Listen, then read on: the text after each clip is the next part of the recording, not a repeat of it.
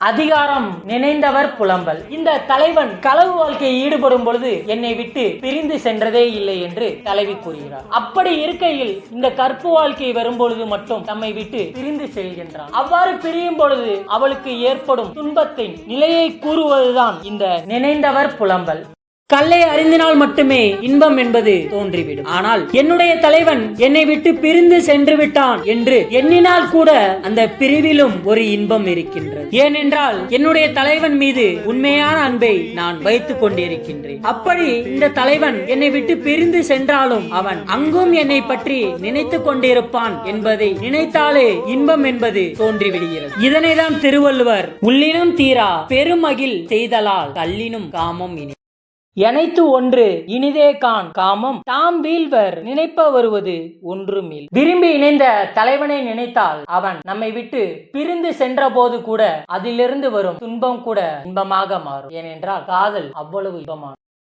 தலைவனை பிரிந்து தலைவி வாழ்ந்து கொண்டிருக்கும் வாழ்க்கையில் திடீரென்று தலைவிக்கு தும்மல் வருகின்றது. அந்த தும்மல் வருவது போன்று வராமல் இருக்கின்றது. அப்பொழுது தலைவி நினைக்கின்றாள், என்னுடைய எண்ணவன் என்னை நினைப்பது போன்று நினைக்காமல் இருக்கின்றானோ, அதனால்தான் இந்த தும்மலும் வருவது போன்று வராமல் இருக்கின்றது என்று தலைவி புலம்பிக் கொண்டிருக்கின்றாள். நினைப்பவர் போன்று நினையார்கொள் தும்மல் சினைப்பது போன்று கெடும்.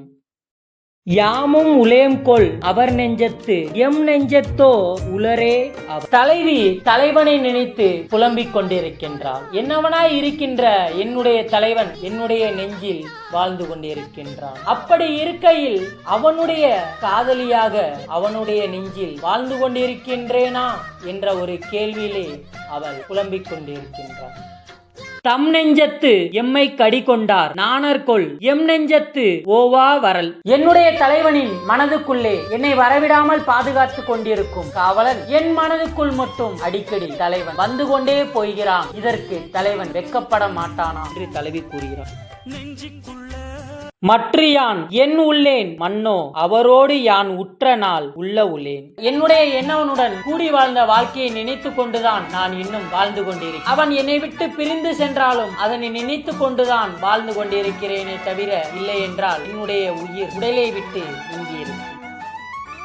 மறப்பின் எவன் ஆவான் மற்கொள் மறப்பறியேன் உள்ளினும் உள்ளம் சுடும். தலைவனை மறக்காமல் நினைத்து கொண்டே இருப்பதனால்தான் அவன் பிரிந்து சென்ற போதும் என்னுடைய உள்ளத்தில் வாழ்ந்து கொண்டிருக்கும். அப்படி இருக்கையில் அவனை மறந்திருந்தால் என்ன ஆகுமோ?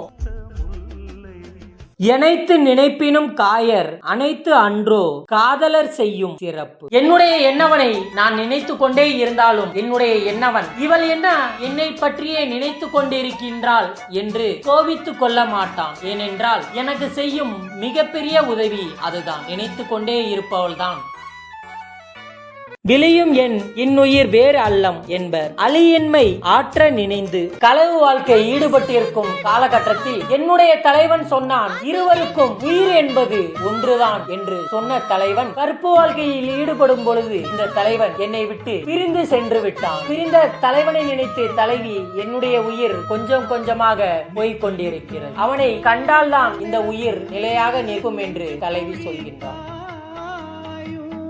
விடாது சென்றாரை கண்ணினால் காண படாதி வாலிமதி. இருளை போக்குகின்ற நிலவே நீ வாழ்க. என்றுமே பிரியாத என்னுடைய தலைவன் என்னை விட்டு பிரிந்து சென்று பிரிந்ததை எண்ணி நான் வருந்திய போதும் அவனை எப்படியாவது கண்டுபிடிக்க வேண்டும் என்று நான் என் கண்ணை இமைக்காமலே தேடிக்கொண்டிருக்கின்றேன். நீ அதற்கு மறையாமல் இருந்தாலே போதும், நான் தேடிக்கொள்வேன் என்று தலைவி கூறுகிறார்.